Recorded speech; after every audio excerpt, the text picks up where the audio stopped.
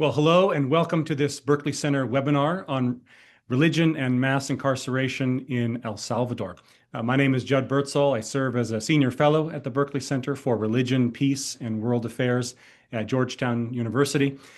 And today we're going to discuss a recent report published by the Berkley Center that explores El Salvador's religious dynamics and how those religious dynamics shape the Salvadoran government's crackdown on gangs and on gang violence.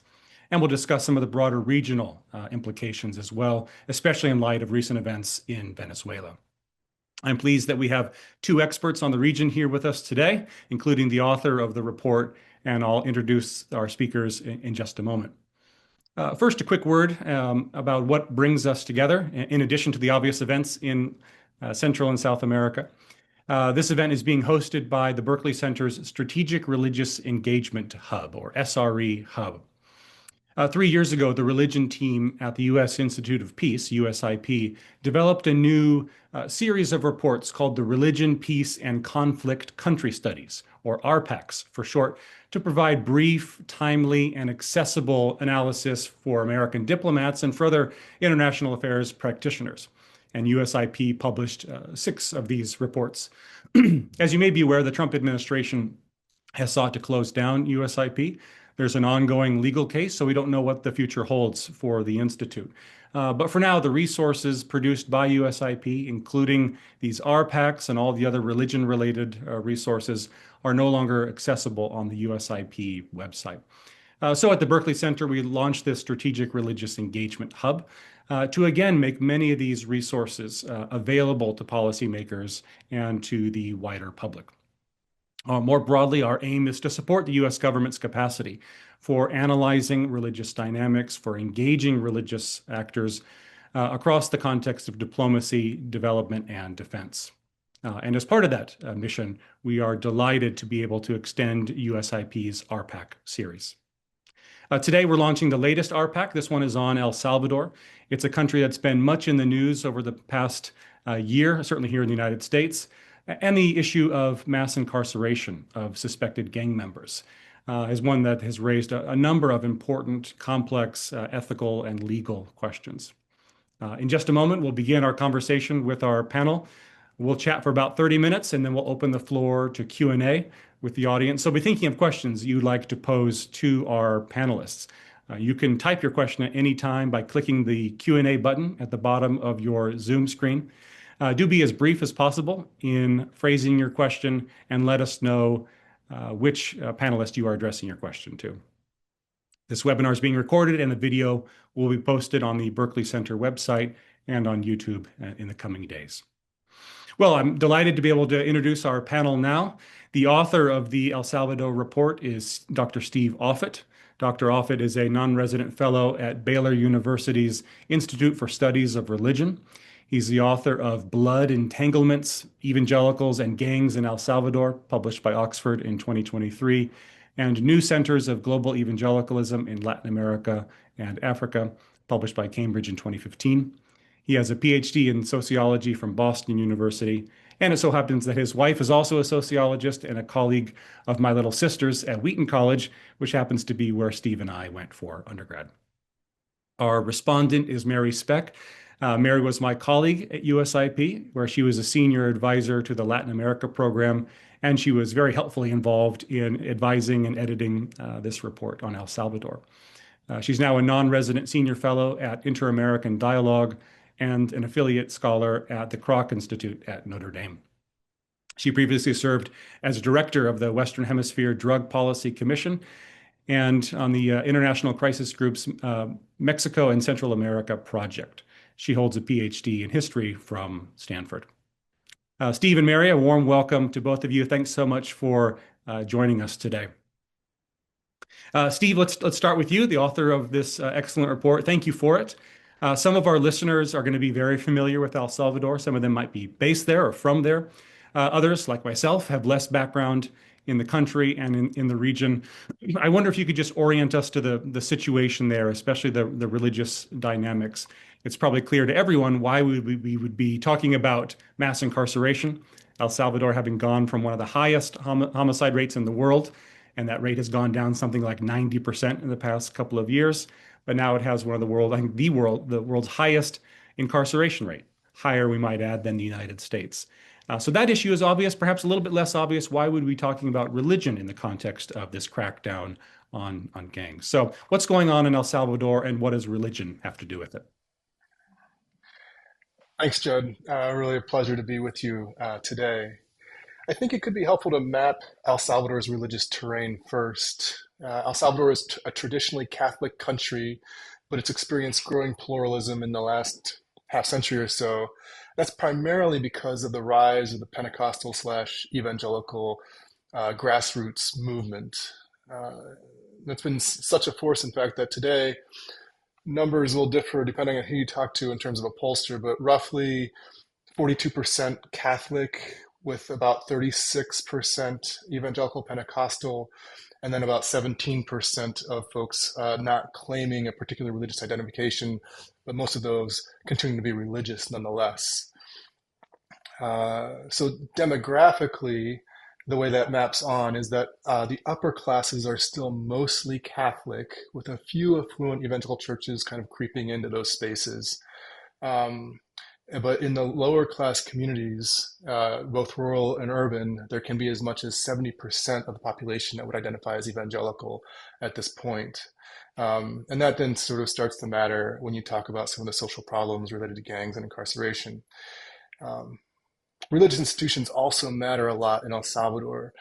Megachurches have television, radio stations. Catholic universities and one evangelical universities are particularly strong and influential in the education sector. Many of the NGOs in the country are faith-based and have significant influence in poor communities. So when we talk about issues of public policy generally, you want to remember that people of faith are inhabiting public institutions and are helping to craft policy or to fight against policy. And you also want to remember that various types of explicitly religious institutions are populating the public square and can influence what is happening there. Another way to think about it is that people of faith are inhabiting the entities that exercise hard power in the country, and religious institutions, be they local congregations, TV and radio stations, universities, or NGOs, might have the greatest ability in the country to use soft power. Um, So then also when you talk about those who are affected by policy, particularly policy about incarceration in this case, you immediately bump into people of faith. They are both victims of crimes and perpetrators of crimes, and they are incarcerated for cause, and they're being incarcerated when they are innocent. Um, so that's, I think, in a nutshell, maybe why religion matters in these themes. Oh, thanks, Steve. In our preparation for this event, I sent you a question for your review about your research, saying, tell us about how you were embedded with gangs. And you responded clarifying that actually you were embedded with evangelicals, which I joked some people might find that just as scary in terms of the field research. But tell us about how you did your research in that region for your book, for some of the other papers that you've written, including this. Um, this report, how is it that being embedded with evangelicals gave you this really interesting access to gangs as well? Yeah. So I actually moved to El Salvador in 2000, and I moved there as part of the private sector. But when I was there, I was going to a small church with some colleagues. And then on the 13th of January 2001, so as of Tuesday of this week, this was the 25th anniversary, there was a massive earthquake. And unfortunately, a landslide covered part of the colonia in the town I was living. And one of the families in the church was in that colonia. So I was part of sort of the search and rescue efforts for that family, which had a tragic conclusion. But it did kind of permanently connect me to the evangelical community there. And I transitioned out of the private sector and into the NGO sector and worked in the faith-based NGO sector after those earthquakes, doing reconstruction work, and then into sort of community development type stuff after that. That history has given me sort of a currency of trust with evangelicals and poor communities, and that currency of trust is crucial to doing good grassroots work. Otherwise, the questions that you ask, you're not sure exactly why people are answering the way they are. And that currency of trust actually has been transferable also into the gang sector because of all of the overlapping networks and poor communities between evangelicals and gangs. So this is sort of why it's been so important with data collection and so on and so forth with the various research projects that I've been doing in El Salvador. Great, thanks, Steve. Mary, let's turn to you. You've been following these issues of the interrelated issues of drugs, gangs, violence in Central and South America for a long time. How did we get to this point where El Salvador came to be known as the world's homicide capital, and this massive response of incarcerating tens of thousands of suspected gang members seemed to so many in the country to be the right, good, and necessary thing to do? You want to unmute yourself, Mary? Thanks, Judd, and thanks to the Berkley Center for publishing this important report and to Steve for writing it. As you mentioned, El Salvador in 2015 was dubbed the world's murder capital. And when it had a homicide, an extraordinary, mind-boggling homicide rate of about 100 murders per 100,000 people. And just by way of context, that's about 20 times the current US rate of approximately 5 murders per 100,000 people. Now, all of Central America, all of northern Central America suffered brutal violence in the early 2010s, which was sparked by a combination of urban street gang violence and fighting among drug trafficking routes, drug trafficking groups who are competing for the control of transit routes. But those rates started coming down throughout Central America over the past decade. So in El Salvador, homicides were declining well before Bukele imposed his state of exception for a variety of reasons. Probably some better policing, some better intelligence, efforts to break communication between imprisoned gang leaders and those still at large, and also a number of presidents before Bukele were already doing quite severe, what we call iron fist or mano duro policies. And there were likely agreements between the gangs themselves, which tend to diminish homicides, at least for a time. Social programs might also have had an impact in bringing these down even before Bukele's state of emergency. And many of these were funded by the United States, by USAID specifically, and implemented by religious institutions. So you had programs, again, we're not quite sure of the impact, but offering psychosocial support and educational opportunities to at-risk youths. The problem is that all of these programs did not break the hold that the gangs had on poor communities. Homicides are just one measure of criminal activity. Extortion probably affected the daily lives of citizens even more. And this has especially terrible impact on those who are already living on the margins on the informal economy, such as street vendors or bus and taxi drivers who are forced to pay local gangs for protection. So it's not surprising, really, that Salvadorans welcomed the state of emergency, including the mass incarceration of gang members. It offered relief to communities that had long lived, even for generations, had lived under gang control.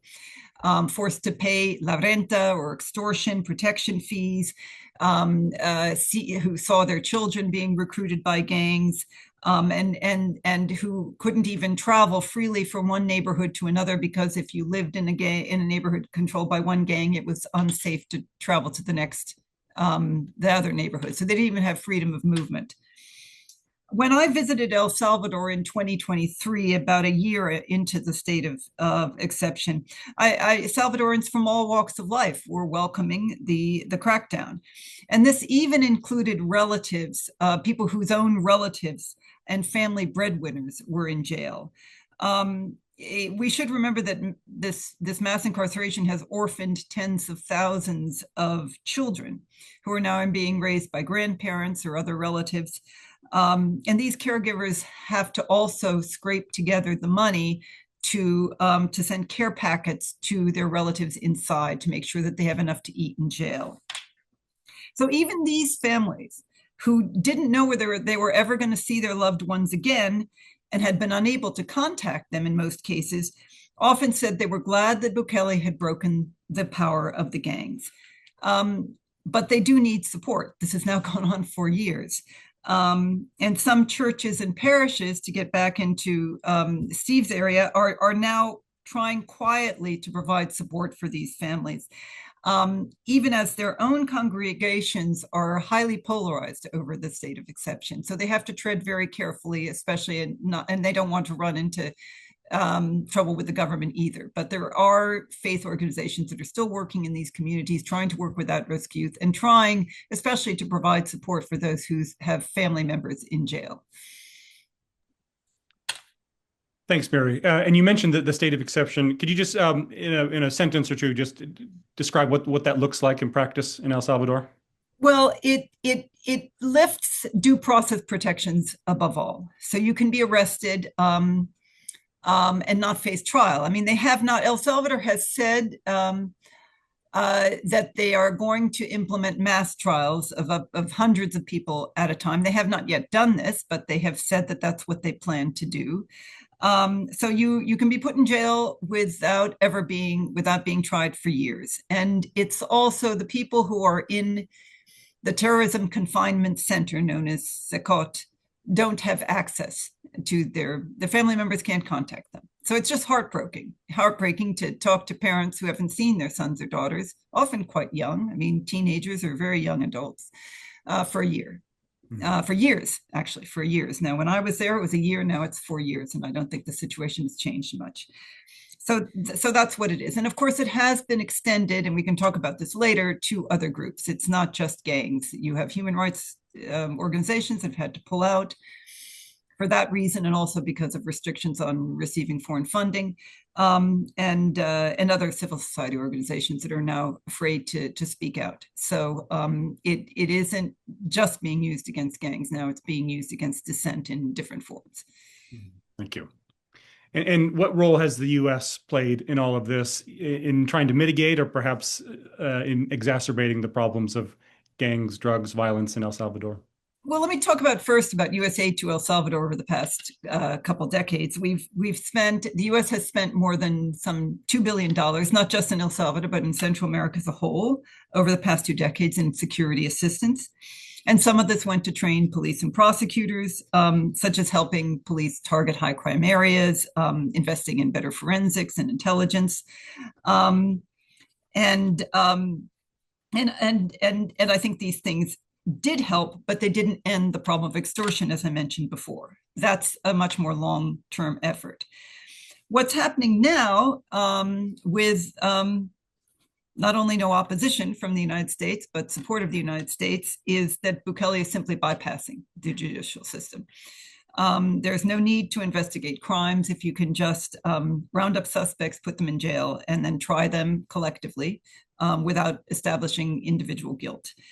The U.S. used to push back on these kinds of abuses of due process. I mean, I remember in the early years of the early months of the Bukele crackdown, there was still hope that there would be some effort to look beyond the crackdown, to rehabilitate, there was recognition that even if the sense that this was an emergency measure, but we can help the Bukele government reach beyond it and start rehabilitating and instituting fair trials.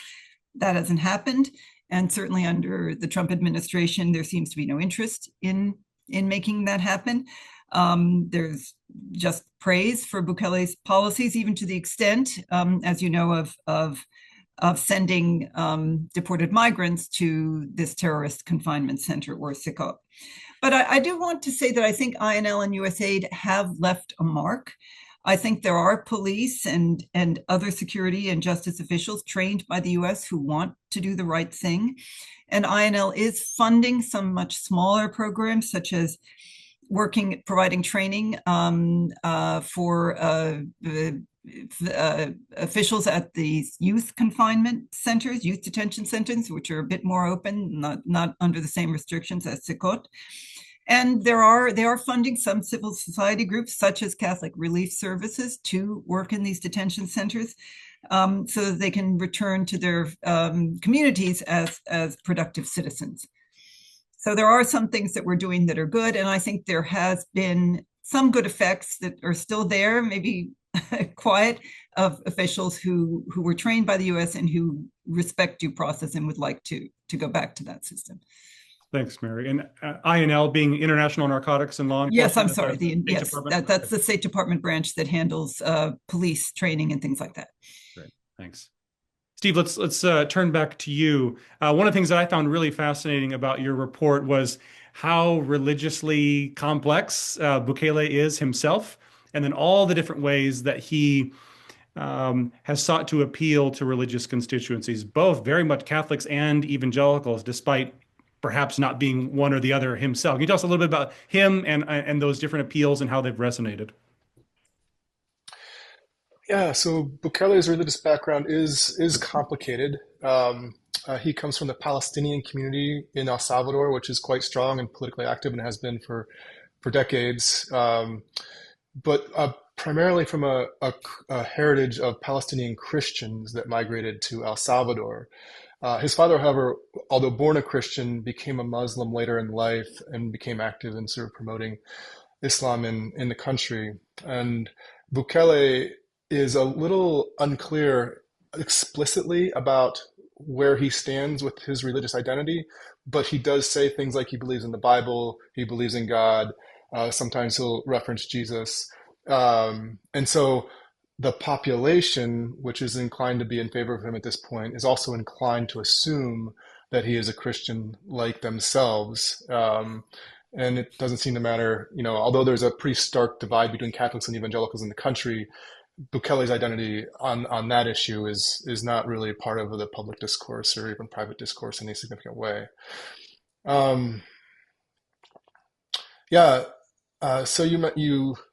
the question about sort of, well, how do these religious people sort of think about Bukele, who sort of declared himself the world's coolest dictator? I think the short answer is that those who are in favor of Bukele, and again, that's the majority of religious people in the country, don't actually think of him as a dictator, at least not yet. Their feeling is that Bukele is very popular and the people voted him into office, which is what happens in democracies. Again, their sense, I'm not saying this my own perspective, their sense is that freedom has actually increased under Bukele for people who don't fall afoul of the law. Whereas before, freedoms were more fully experienced by people who were not law-abiding citizens. You have to remember that the disenchantment with the government before Bukele was very high. So people are not worried that Bukele is taking away a wonderfully functioning democratic experience that they had previously. What they don't seem to like, at least with folks I've been talking to in this most recent week, is this idea of a 10-year term for Bukele. That makes them a little nervous. They think he should be allowed to stand for re-election for a shorter standard term. And if he's still popular enough, then he should win an election. But they're not quite sure that a 10-year term would be something that would be in the interests of the country. Thanks, Steve. Staying on the topic of Bukele, Mary, I want to come to sort of current U.S. El Salvador relations. Over the past year, we've seen lots of press conferences in the Oval Office or at the White House. Some of those are not very friendly with some countries, but extremely friendly when Bukele was there. Clearly, there's a rapport between the two presidents. How would you characterize now the state of U.S. El Salvador relations, given the prison issue and Kristi Noem's visit and other things that have gone on? Well, Bukele is certainly one of President Trump's most enthusiastic allies in Latin America. And he cemented this relationship, as you mentioned, by accepting more than 200 Venezuelan deportees at this terrorist confinement center. They were later released in a prisoner swap with Venezuela, but he welcomed them. And even like Trump, he's a very avid user of social media and enjoys mocking his critics online. So when he even put a post ridiculing the judge that had tried to stop these flights, calling them illegal, tweeting after the flight had taken off, "Oopsie, too late," and that tweet was posted by the White House. So they both enjoy social media. They enjoy mocking their critics. When Maduro was arrested, and Maduro and Bukele had, Nicolas Maduro of Venezuela had sparred before on social media. Bukele posted pictures of Maduro after his capture, and he also posted critiques of any critics, including US senators who had criticized this intervention as supporting thugs. So there is a certain affinity between Bukele and Trump, and they're very good at social media, and they're very popular with their supporters for that reason. Bukele also, by the way, celebrated the termination of most USAID programs in El Salvador, including those to promote democracy, to promote development, and of course, especially those designed to promote democracy. Many, if not most, of these programs were implemented by civil society organizations, including faith-based organizations. But according to Bukele, this funding was being funneled to opposition groups and used to fuel dissent. So there is no daylight between the Trump administration and the Bukele government. Far from trying, I would say, to encourage respect for human rights and democratic checks and balances, both Bukele and the White House have celebrated the overturning of these norms. And the most recent human rights report published by the State Department on El Salvador stated that there were no, quote, there were no credible reports of human rights abuses, which is discounting the many reports that groups such as Human Rights Watch and Amnesty International and others have published. I do want to add that while, and sort of this is going back to, I think, some of the things that Steve mentioned, while Bukele is popular for curbing gang power, there are some things that make Salvadorans uncomfortable. They don't approve of all of his methods. And for example, polls suggest that there is some discomfort with arbitrary detentions. I mean, they think it's good to put gang members in jail, but they're worried about arbitrary detentions, especially high among people who know someone who's been detained who they don't think is a gang member. And they're concerned about restrictions on freedom of expression. And there is increasing concern about issues such as the economy and housing, which is a big issue in El Salvador.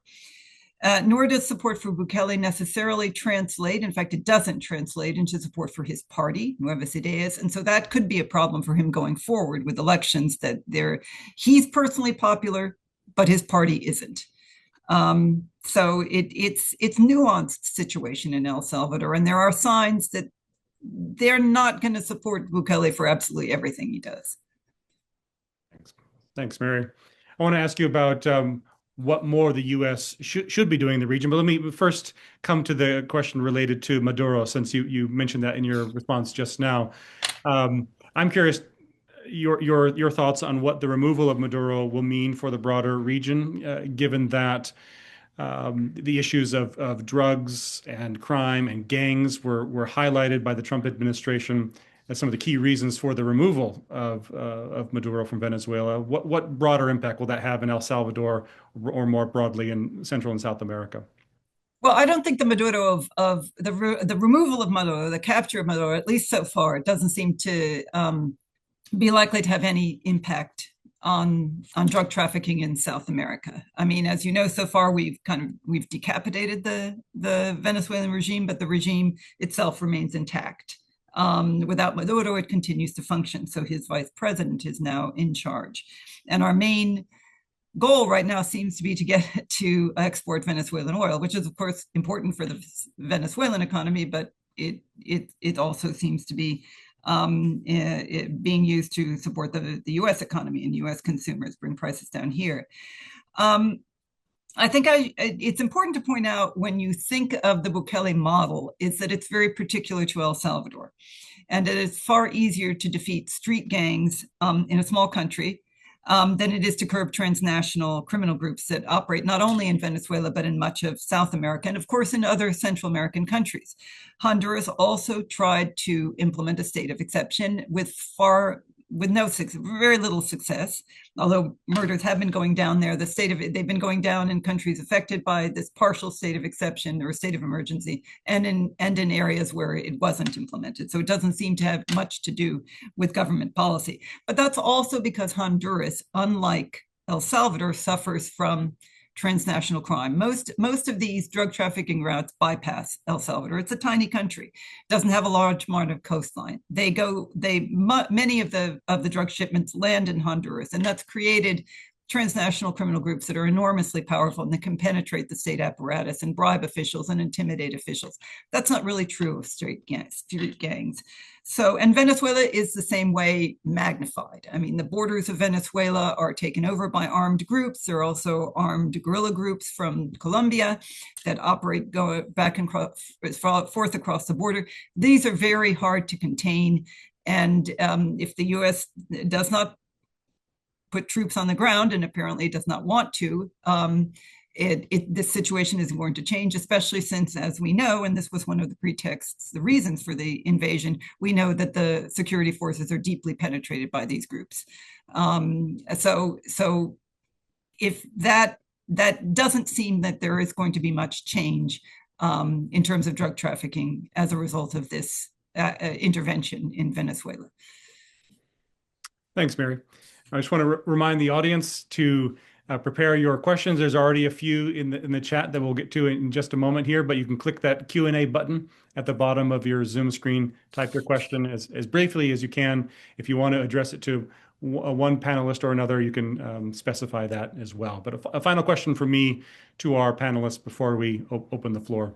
So to both of you, I'm curious, given your expertise in the region, and your concern for what's going on in the region, what sort of normative reflections you have about this whole issue of how the Salvadoran government has handled the issue of mass incarceration? When I've heard from folks who have visited the country in the last couple of years, they say it's so refreshing to be able to go out at night and go to cafes and not worry about petty crime and gang violence and so on. And yet, of course, there are these concerns about due process, about erosion of democratic norms, and all of that. So I'm just curious how you're reflecting on this as scholars, as practitioners who are focused on this region. Steve, let's go to you first. Yeah, let me kind of share some just sort of theoretical thoughts and then some more sort of policy or practice thoughts. The first one is that, I think, your example of your student and many of the Salvadorans are looking at this and saying, hey, this is a pretty good thing, because they're at least implicitly sort of saying, hey, Huntington's work in his book, Political Order and Changing Societies, kind of fits their experience in El Salvador. Huntington argues that you actually need political order before you can think about freedoms. It's not the form of government, but the actual functioning of a government that's the most important to begin with. And I think they are coming from a situation where the government was highly dysfunctional, and that did not monopolize the use of force in these communities, that force was being monopolized by gangs in ways that were very unhealthy. And so they're thinking, oh, finally, at least the right entity is exercising use of force. We have some political order here. And they're not really thinking to the future of what the implications might be for basic human freedoms and the trajectory that we may or may not be on there in El Salvador. In terms of sort of how the government has handled the crime issue through mass incarceration, obviously the upside is far fewer homicides. There are other independent variables that Mary has already spoken to, but this would be an independent variable that is driving homicides down. But the cost of other social things that are going on is high and not being accounted for. And another thing I think Mary has already mentioned is that children without their parents who are being incarcerated are not going to flourish. We know from many studies here in the US that children who have incarcerated parents do not experience human flourishing in ways that they would have if they had parents that are outside of the system. And that's going to have long-term implications. The religious communities are starting to sort of see that, and that there are some groups, some individual churches that are thinking more about like, how do we deal with these children who are growing up without their parents because they've been incarcerated? And the numbers are significant, right, of people who are in those spaces. So there's lots of reasons, including that reason. And then the one other reason I'll mention is just the fact that there doesn't seem to be a real plan for reintegrating people into society. And here again, faith-based organizations are saying, hey, what about a program where we can sort of rehabilitate these people? Obviously, you know, not all of them are going to be successful, but there at least needs to be some specific pathways out of the system and back into society. And that's there's lots of theological reasons that they'll point to that's important for a good system to have. So. Great, thanks, Steve. And I'm seeing lots of questions now pour into the Q&A, and keep those coming if you'd like. But Mary, before we do that, we would love to hear your reflections, your recommendations on all this. Well, I just want to point out, and I certainly agree with what Steve just mentioned. You have to give people safety. I mean people need safety, and it's a mistake, and so that means you need enforcement and you need punishment. I think you can do that with respecting due process of law, and by targeting individuals, not whole communities. But that is a basic human need, and that's very important. And that with perhaps providing people with safety is one of the best ways to protect democracy in the long run, because if they don't feel safe, they're going to support anything that's their first priority. Any measures that keep me safe and my family safe are going to be supported. So doing that within a legal system is very important. But I also want to point out that although Bukele is now the hero of the right, we've seen this before. We've seen people like Castro and Che Guevara in Cuba were the heroes of the left within my memory. And of course, Hugo Chavez was enormously popular in Venezuela for many, many years. Dictators offer seemingly simple solutions to problems, but their solutions rarely stand the test of time. They tend to foster corruption and depend on the loyalty of an increasingly narrow elite. And so there are real dangers in backing a dictator who has to maintain power through repression and cronyism. And I think we're seeing that happening in Bukele. He hasn't stopped with the gangs. Independent newspapers have left the country. Human rights groups have been forced to leave El Salvador. And I want to mention just one particularly notorious case, although this is not unique. The human rights defender Ruth Lopez, who led anti-corruption investigations into the Bukele by the Bukele government, and worked for Cristo Sal, an organization founded by Anglican and Episcopal churches, has been in jail since May 2025. And that's just one example. So let's just remember Bukele in El Salvador, Ortega in Nicaragua, or Chavez, and then later Maduro in Venezuela.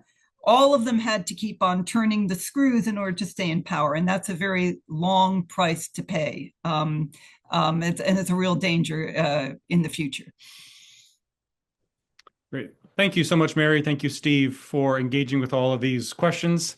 And thank you to our audience for your engagement and for posing several good questions. And again, if you want to write a question, you can do so by clicking the Q&A button. But let's go to the audience questions now. We start with you, Steve. There's one from an attendee who notes, interesting that gang members identify mostly as Protestant or Protestant. He says Protestant versus Catholic. And I remember when we were in the process of reviewing and editing your paper at USIP, we had some internal discussion as to like what language is best to use when you're talking about the religiosity of gang members.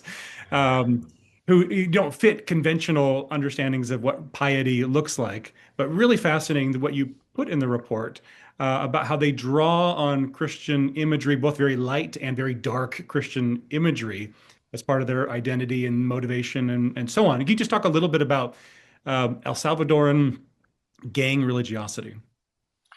Yeah, sure. Yeah, it is an absolutely fascinating sort of situation there. But so what is a typical thing that will happen is that there will be, again, these communities are often up to 70% evangelical Pentecostal, and all the social systems are broken: school, health, family. And so in many cases, you'll have a single mother or grandparents raising a child. That child will be very vulnerable and will be drawn into gang life while going to and being raised in a lower class evangelical or Pentecostal church. And eventually there will come a point in time when he has to either declare himself a gang member or not. And when that person will declare a gang member, there is a disaffiliation at some level with the formal religious institution of officially being a Christian, and the primary sort of identity is the gang. But he is still evangelical Pentecostal in the sense that he was raised in that church. His loved ones still go to that church. He'll occasionally even attend that church.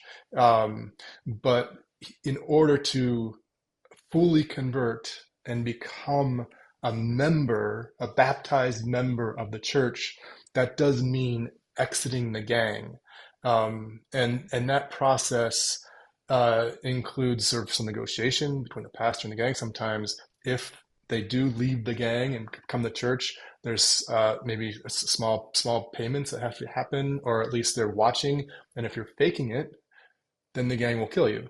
And so all of these dynamics sort of lead to sort of a very complicated sort of religious identity, but the underneath sort of religious experience, even when you're still a gang member, is and has been that you're sort of evangelical. So you're calling on the evangelical God sometimes, and calling on the beast or Satan to help you in missions when you're going out for gangs and so on and so forth. So it's a very complicated cocktail, but mostly evangelical Pentecostal. And then there's the Catholic side, which we could talk about more, but I feel like we've kind of used up a lot of time here. So Well, just to stick with that for a moment, there's also a question as to what is being done to avoid the collusion of gangs and drugs and the church and religious leaders, given that you just talked about how they're in the same territory, they're in the same neighborhood and are bumping up against each other. And maybe just to add to this question, does this moment of mass incarceration, where you got so many gang members removed, is that causing some reflection among particularly evangelical Pentecostal communities as to how not to be so directly involved in gang-related stuff in the future? yeah, the collusion piece was not a typical experience. I think that it did sometimes happen, but for the most part in communities, the church stood for light, and God, and the gang stood for darkness and Satan. And gang members told that to me. Evangelicals told that to me. Catholics told that to me. Non-affiliated people told that to me. And so there was this sense that if you chose to be a gang member, you were choosing the dark side of things in the community, and that included, trafficking and so on and so forth. So while these friendships happened across those sort of things, and there's some bleeding into gang members bleeding into religious life, and evangelicals bleeding into gang life, there wasn't sort of like this sort of coordinated effort. It was more like, let's say a gang decided they were going to kill someone who had went against their rules. The pastor then had the legitimacy and the relationships to advocate on behalf of the person who was about to receive gang punishment, and sometimes could get that sort of sentence reduced. So there was a negotiation, some sort of ad hoc power sharing, but not collusion, was the way it was working in the communities that I was studying. So. Thanks. Mary, let's go to you with a question from Knox Thames.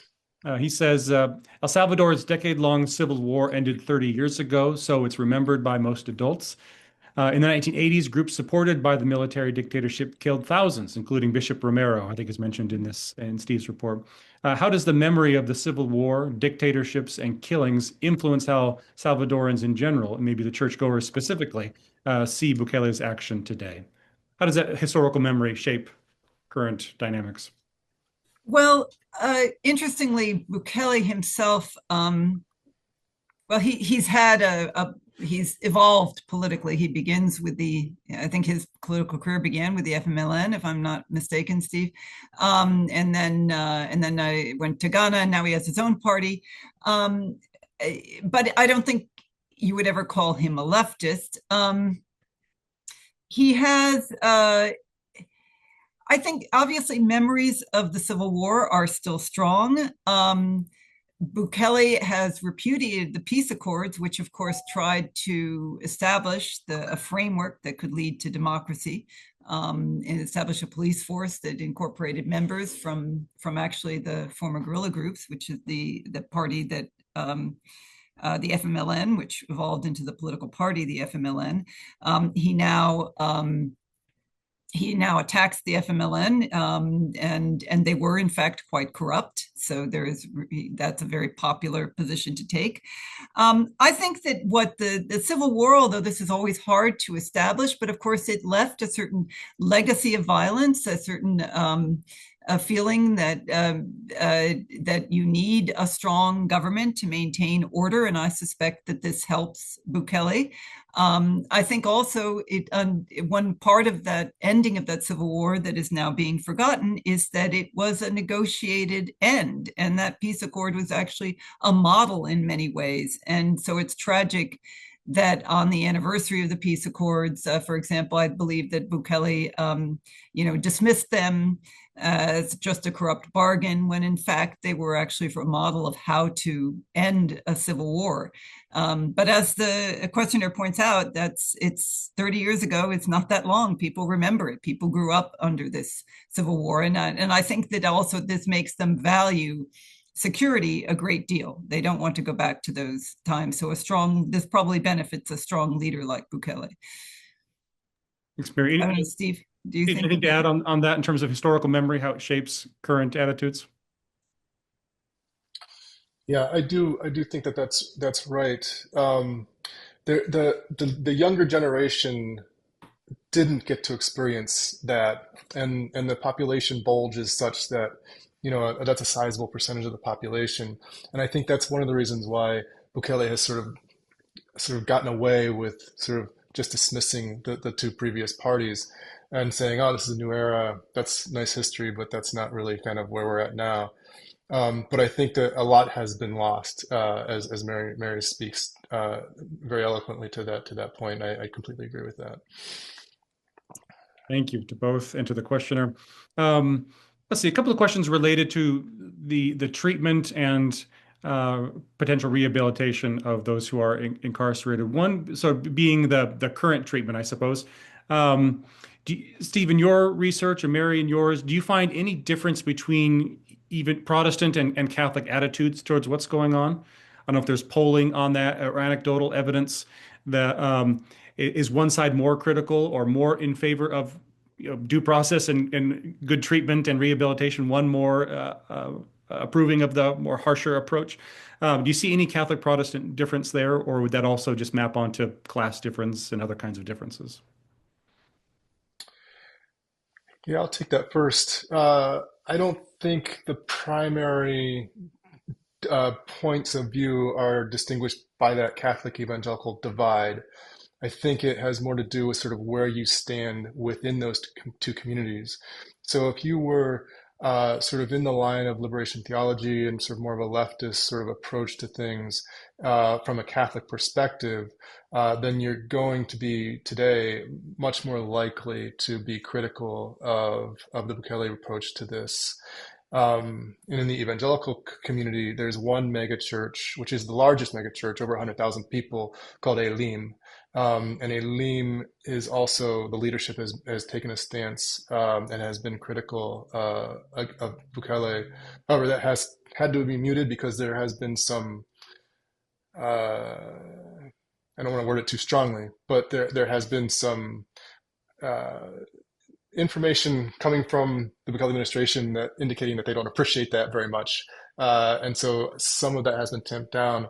But you have had a case just recently where an Elim pastor was part of a group from a collaborative in the rural community who went to protest about land-related issues in front of the Casa Presidencial, the residence house of the president. And because that's not allowed, all of them were incarcerated, including the local Elim pastor who went with them.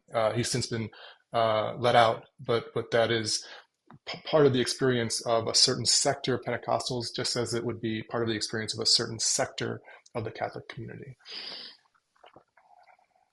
Thanks, Steve. Mary, anything to add on that? I also have a couple of questions to you about rehabilitation at some point down the line. Well, I mean, I think that's basically right. I think the Catholic Church had been critical of Bukele early on in the state of exception. Steve, correct me if I'm wrong. And they also have had to tamp down.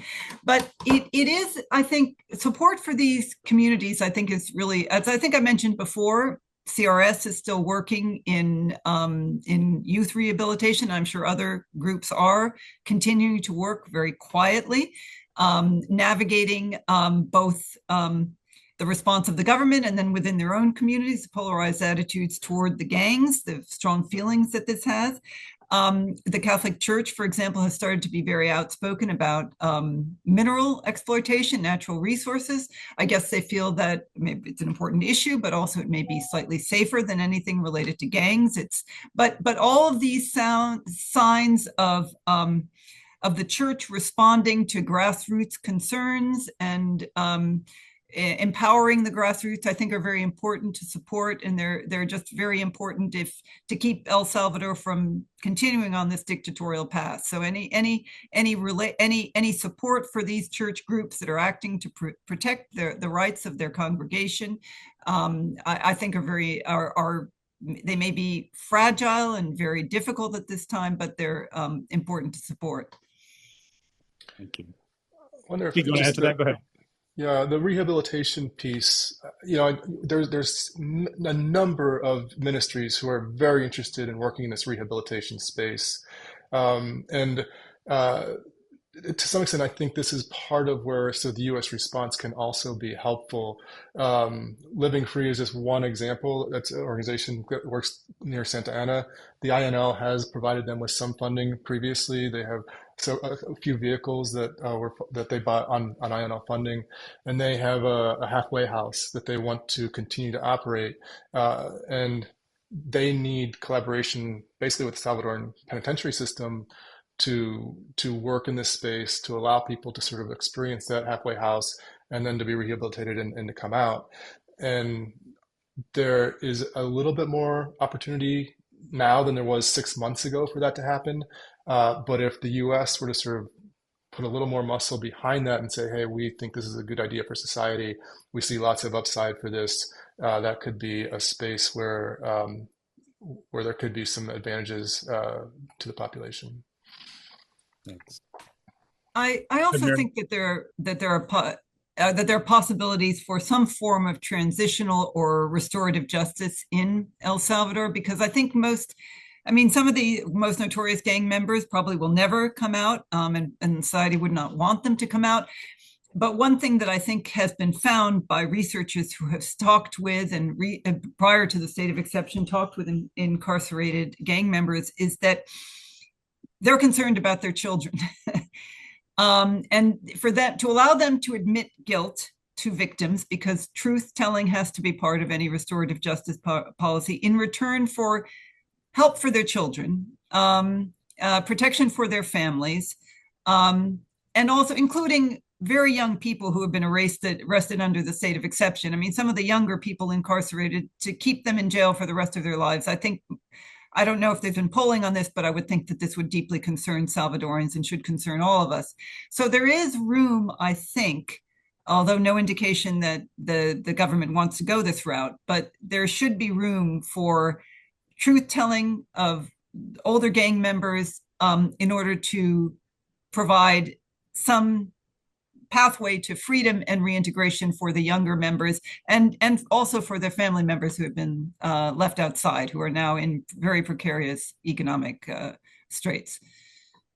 Thanks, Mary. And that dovetails with a question from Kelsey Leopold, who asks, how could the Salvadoran government balance rehabilitation of violent lifelong gang members with the continuing stability and safety of the public sphere?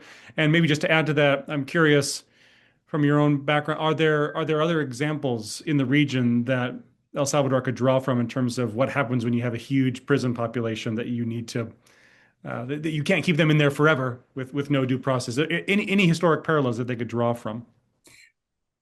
I could jump in, Steve, if you want. I mean, there's a vast literature on obviously transitional justice, but maybe the closest parallel, given the extent of the problem in El Salvador, is Colombia, which has a very complicated and quite expensive restorative justice process.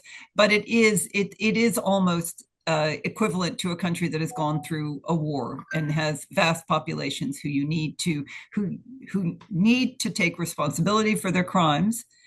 And restorative justice should never be seen as a slap on the wrist. It should be a real effort to repair the damage done to victims.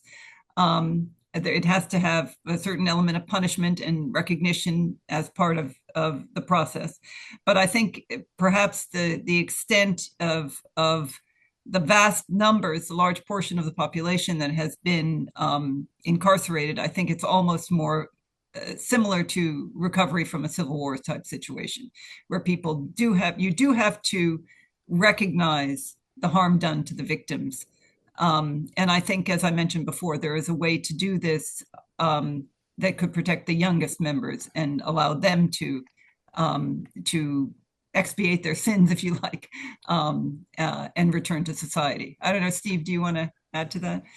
Yeah, and so I think, unfortunately, the policy has been going the other direction with respect to the youth. They've actually closed down the youth detention centers and sent minors into the major prisons, which of course is exactly not where you want them to be, as they sort of deepen their ties to the hardened criminals and the leaders that, would be much more difficult to experience rehabilitation.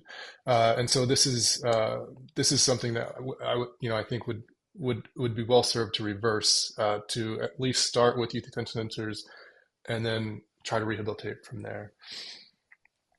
Great, thank you. There's several questions that relate to the rehabilitation question that we've broadly covered already. One attendee asks the question that scholars love, and that is any recommendations of what to read to get more up on this topic. Any resources other than Steve's excellent RPAC that might come to mind in terms of what folks should access to become more familiar with the situation? Mary or Steve?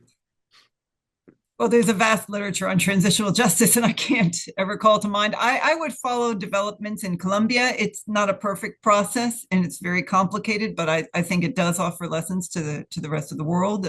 They are the country right now, as far as I know, that is most seriously trying to use restorative justice mechanisms in order to pick out the most horrendous crimes, get exemplary crimes, and really focus on those, but also look for pathways for reintegration of members of the armed groups that used to operate there, on both sides, paramilitaries and former guerrillas.